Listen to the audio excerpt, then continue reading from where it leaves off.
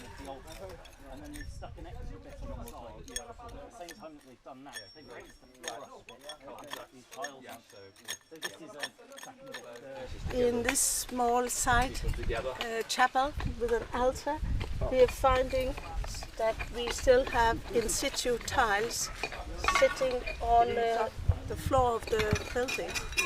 It's just wonderful to find.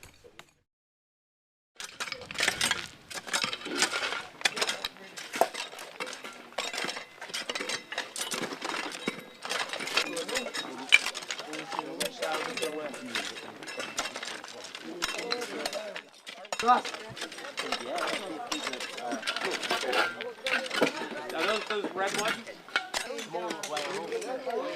Because that's not, that's just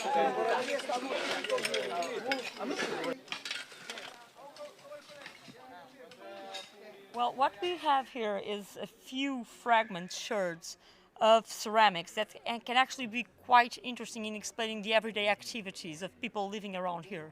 For instance, what I'm holding, it's a frying pot that would have two handles. These are quite typical from late 16th to mid 18th century in Portugal, so Portuguese production. They would be important into Cape Verde so people could use in their everyday wares. In everyday kitchenware, you have a large flare bowl, which would have like a 30-centimeter diameter and was used in everyday activities around the kitchen to wash things, to prepare food. When you think of more refined pottery, you think of using everyday activities, as of course, but you see those decorated Portuguese sherds, Portuguese pots that were actually incised and had this kind of inlaid decorations that would decorate the household, serving the function of storing at the same time. One of the most interesting sherds at the moment is this, the well of a plate, the bottom of a plate, which at the moment seems to be the only import that is not Portuguese, and it seems to be an Italian base, a plate base, that was scratched on the back and probably defining some sort of property. Someone scratched it to indicate that this would have an owner, and it represents a zoomorph running. At this time we don't know if it's a rabbit or a hare. So these were the highlights. Of course, the most important find here at this site has been tiles that would cover the church walls. And as you can see, we have a lot of tiles that would have different functions in the walls. This would be used as patterns. So patterns would be framed first with a frame of smaller tiles that would cross this area and then back and create like a rectangle or a square. And they come in yellow and blue, or yellow, blue, and manganese and purple.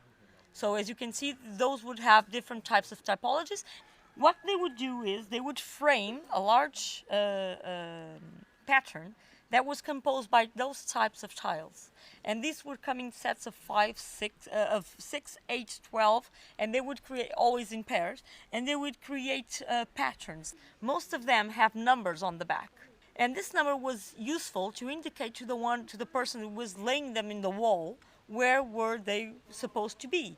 And usually they have letters and numbers, and it would be a row with letters and another one with numbers, and you would exactly know where B24 would be placed.